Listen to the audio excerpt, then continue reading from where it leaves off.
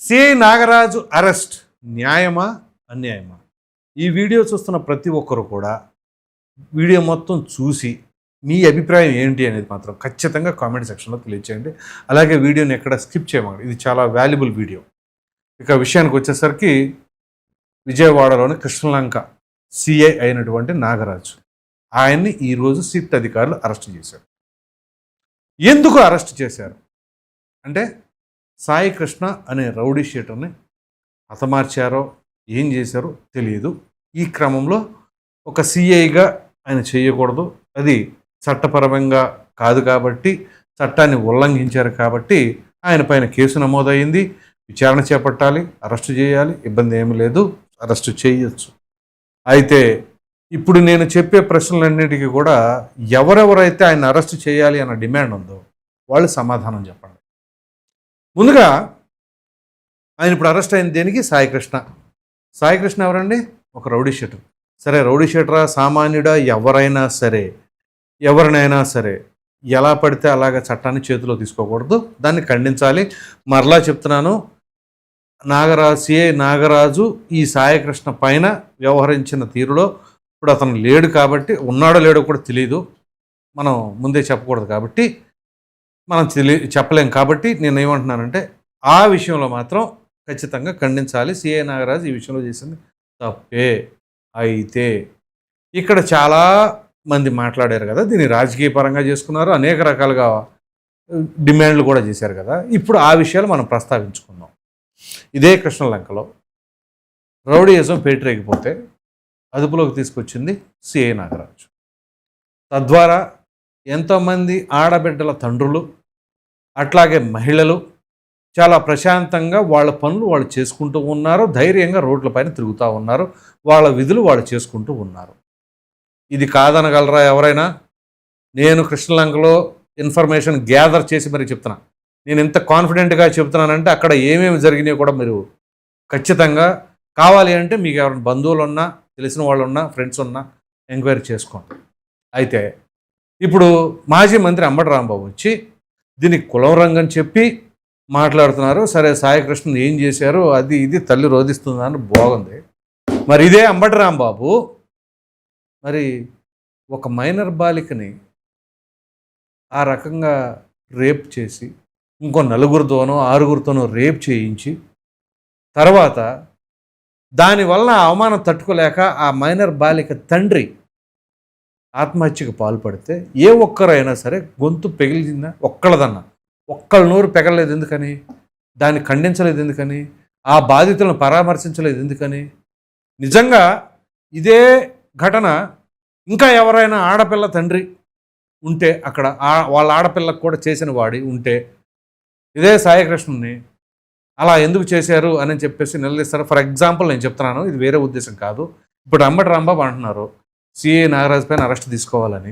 అదే బాధితురాలు ఒకవేళ అంబటి రాంబాబు బంధువు, అంబటి రాంబాబు కూతురు కనుక ఆ పరిస్థితుల్లో ఉంటే, ఇదే సిఐ నాగరాజు కనుక అప్పుడు సాయికృష్ణ ఇప్పుడే హతమార్చిన లాగానే ఉంటే, అప్పుడు ఇదే సిఐ నాగరాజుని అరెస్ట్ చేయాలి, సాయికృష్ణకు అన్యాయం జరిగింది అని చెప్పేసి అంబటి రాంబాబు మాట్లాడేవాడా?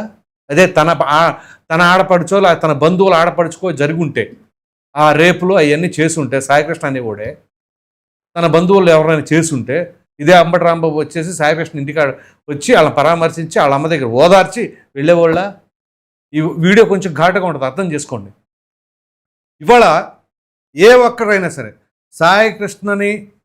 సాయికృష్ణ వ్యవహార శైలిని సమర్థిస్తున్నారు, లేకపోతే సాయికృష్ణ కోసం నిలబడుతున్న వాళ్ళు, వాళ్ళ కుటుంబీకుల కోసం నిలబడుతున్న వాళ్ళు నేను ప్రశ్నిస్తున్నా. వాళ్ళు నిలబడ్డ వాళ్ళలో మీ పాపను ఎవరైనా సాయికృష్ణ అలా చేసి ఉంటే మీరు సమర్థిస్తారా? నేను సాయికృష్ణ మీద వ్యక్తిగతంగా ఏం మాట్లాడతలేదండి. నా దగ్గర ఆ ప్రూఫ్స్ ఉన్నాయి, నేను ఆల్రెడీ ప్రీవియస్గా ఒక వీడియో చేశాను, ఆ డాక్యుమెంట్స్ ఉన్నాయి కాబట్టి క్లియర్ కట్గా అక్కడ జరిగింది ఏమిటి అనేది ఆల్రెడీ కేసు ఉంది కాబట్టి, అది పోక్సో కేసు అయింది కాబట్టి చెప్తున్నా. సో వాళ్ళల్లో ఎవరైనా మీ ఆడబిడ్డకి ఇదే సాయికృష్ణ అలా చేసుంటే, సాయికృష్ణని ఇలా చేయకూడదు, సాయికృష్ణకి అన్యాయం జరిగింది, వాళ్ళ కుటుంబీకులు అన్యాయం అయిపోయారు అని ఎవరైనా గొంతెత్తగలరా? ఆ పాత ట్రాక్ రికార్డ్ తీసుకోండి. అదే నవీన్ రెడ్డి అనే యువకుడిని హతమార్చిన ఇదే సాయికృష్ణ. అఫ్కోర్స్ ఇప్పటికీ చెప్తున్నాను, సిఐ నాగరాజు గారు సాయికృష్ణ పట్ల వ్యవహరించిన తీరును ఖండిస్తున్నా. కానీ రౌడీలకు మాత్రం భయం ఉండాలా. ప్రభుత్వం అన్నా పోలీసులన్నా భయం ఉండాలి. అలాగని భయం ఉండాలి అని చెప్పేసి ఇలా హతమార్చాలని అనట్లేదు సుమా. దయచేసి అండర్లైన్ చేసుకోండి. దానికి దీనికి వ్యత్యాసం ఉంది. నేను ఇప్పుడు ఏమంటున్నానంటే ఈ సాయి కృష్ణని నాగరాజ్ అనే సిఐ ఈ రకంగా చేయటం అనేది ఎంత ఖండించేదో, అలాగే సాయి కృష్ణని మద్దతు తెలుపుతా వాళ్ళ కుటుంబానికి అన్యాయం జరిగిందంటున్నారు చూసారు, అది ఇంకా తప్పు. ఇప్పుడు ఇంకా ఒకవేళ ఇప్పుడు ఆయన అరెస్ట్ కాబడ్డాడు, ఇప్పుడు కృష్ణలంకలో లేకపోతే ఇంకో చోట విజయవాడలోనో రౌడీయిజం మళ్ళీ పెరిగింది అనుకోండి. అరే నాగరాజు ఉండగా మన ఆటలు సాగలేదురా భయ్, ఆయన ఇప్పుడు లోపలేశారు, ఇప్పుడు మనం పెట్టరేగిపోవచ్చు, మన ఇష్టం అని చెప్పేసి చెలరేగిపోతే ఎవరన్నా బాధితులు కాబడితే ఆ బాధితులకు రక్షణగా ఎవరుంటారు? ఇది అంబటి రాంబాబు వచ్చి రక్షణగా ఉంటాడా? అమ్మా సిఐ నాగరాజు అరెస్ట్ అయ్యేటానికి నేను గట్టిగా పోరాడాను, సో కాబట్టి దానివల్ల ఇప్పుడు మీరు ఇబ్బంది పడిపోయారు, సో మీకు కూడా న్యాయం జరగలేదు. ఎలా జరుగుద్ది? ఎలా? మళ్ళీ సరైన పోలీస్ అధికారి రావాలి. ఆ పోలీస్ అధికారి రావాలని మళ్ళీ ఆయన చేతికి సంఖ్యలు వేసినట్టుగా ఉంటుంది. అరే గబక్కన ఎవడ మీద చర్య తీసుకుందామా, వాడికి ఏదన్నా అనారోగ్య సమస్యలు ఉండే అనుకోండి, తద్వారా ఈయన ఒక దెబ్బ కొట్టగానే వేరే సమస్య వల్ల ఏదైనా ఇబ్బంది కలిగింది అనుకోండి, మరలా ఇతని పైన చర్యలు తీసుకుంటారు. తన ప్రొఫెషనల్ కెరీర్ అనేది దెబ్బతింటుంది. ఆ భయం.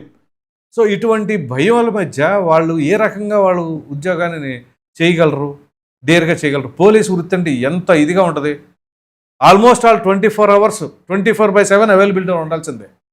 పెళ్ళాం బెడ్డలో ఏం ఉండదు, ఎండ వాన ఏం ఉండదు.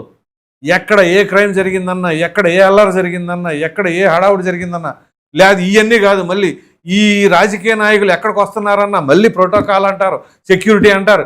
వీటన్నిటిలో ఇన్ని తలనొప్పుల మధ్య వాళ్ళు సతమతం అయిపోతూ ఉంటే సిన్సియర్గా చేసే నాగరాజు లాంటి పోలీస్ అధికారు అఫ్కోర్స్ చేసిన దాన్ని మరలా నేను సమర్థించట్లా, తప్పే. కానీ అటువంటి ఆయన్ని రాజకీయ రంగులు పులుముకొని ఎవరు మైలేజ్ కోసం వాళ్ళు ఇష్టారీతిగా వ్యవహరిస్తే రౌడీలకి చెక్ పెట్టేది ఎవరో? నేను కూడం ప్రభుత్వం కూడా స్టార్టింగ్లో వీళ్ళు ఏంటి రాంగ్ ట్రాక్లో వెళ్తున్నాయండి ప్రభుత్వం, ఎందుకని దీని మీద మెతక ధోరణితో ఉంది, సాయికృష్ణ అనే వ్యక్తి రౌడీ షీటరే కదా, సరే పోలీసు పైన చర్యలు తీసుకుందాం అని చెప్పేసి ఎక్కడా కూడా అనుకోలే. తర్వాత దీనిపైన కొంచెం గట్టిగా పవన్ కళ్యాణ్ మాట్లాడారు. అప్పుడు ఆ కుటుంబీకులు ముఖ్యమంత్రి గారిని కలిశారు. సో న్యాయం జరుగుతుందన్నారు. మరి న్యాయం జరగటం అంటే అది ఏంటి అని కూడా కొంతమంది ప్రశ్నిస్తూ ఉన్నారు. కానీ రౌడీలకు ఎలా సమాధానం చెప్తారు? ఇది ప్రభుత్వం దగ్గర ఉందా?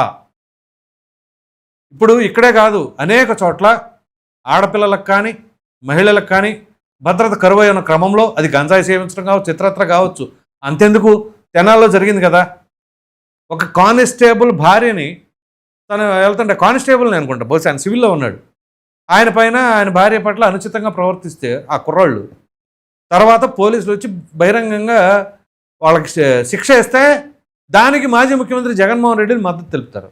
వాళ్ళు చేసిన ఘనకార్యాలు ఏంటి? ఆడపిల్లల్ని అల్లరి చేసిన వాళ్ళకి సమర్థిస్తారా? అదే మీ ఇంట్లో ఆడపిల్లల్ని అల్లరి చేస్తే సమర్థించండి, అప్పుడు ఒప్పుకుంటా మీ గట్స్కి ఎవరైనా సరే. ఈ అల్లరి మోకకి రౌడీ షీటర్లకు మద్దతు తెలిపే వాళ్ళని అడుగుతున్నాను నేను. మీ ఇంట్లో ఆడపిల్లల్ని అల్లరి చేసిన తర్వాత ఆ రౌడీ షీటర్లు ఎవరైతే అల్లరి చేస్తారో వాళ్ళకి సపోర్టివ్గా నిలబడండి. అప్పుడు మీ ఇంట్లో ఆడవాళ్ళే ఏమంటారో మిమ్మల్ని అర్థం చేసుకోండి. అంతేగాని రాజకీయం కోసం మానవత్వ విలువలు చంపే మాకండి.